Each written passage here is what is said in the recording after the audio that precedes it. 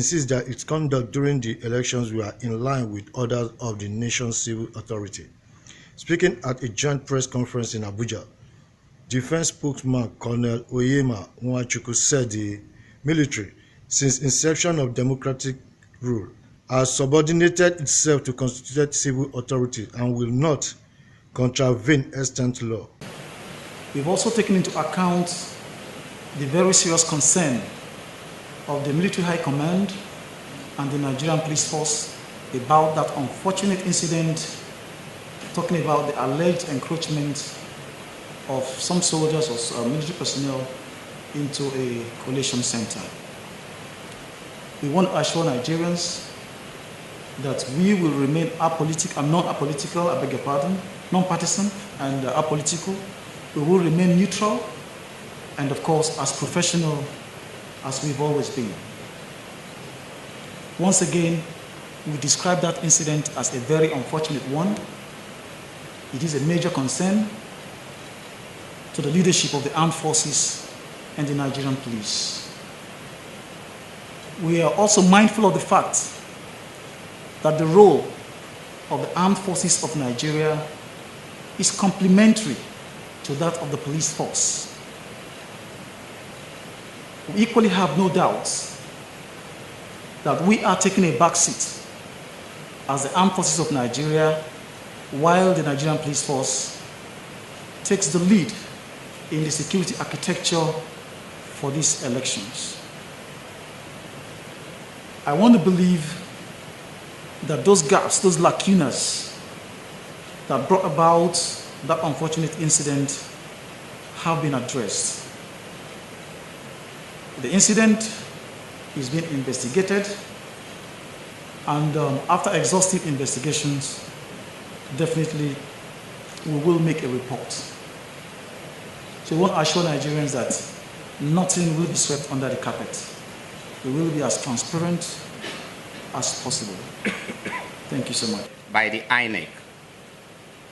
It is also pertinent to state that even before the actual elections, the armed forces of Nigeria have been engaged in airlifting and ferrying of electoral materials and other essential logistics to designated locations in the country as requested and directed by INEC. Some of these areas could not have been easily accessible without the assistance of the military. Just like in the first election, the presidential and the National Assembly elections, we also arrested a substantial number of violators of the electoral laws. And in the last gubernatorial and Houses of Assembly elections.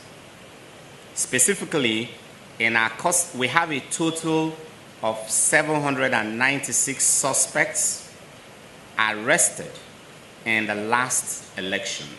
That is to say, 796 suspects arrested in the gubernatorial and state houses of assembly elections.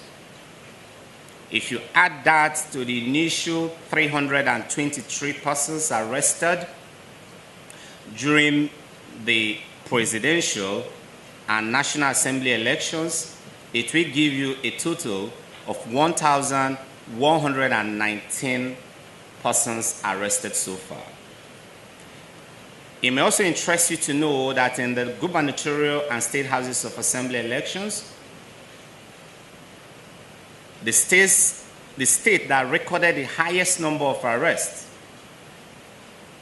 is Akwa Ibom State with a total of 256, closely followed by Imo with a total of 117, and Kaduna with a total of 109.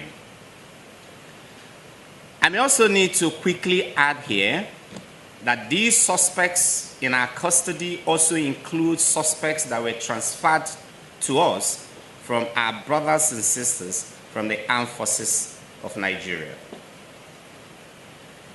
It may also be imperative to mention here too that as investigation proceeds, this number may either shrink or increase as the case may be. Some of the suspects may eventually be released without charge or charges, while some of them may implicate or make statements that may require us arresting further suspects. So this number is not sacrosanct, and they are not cast on an iron wall.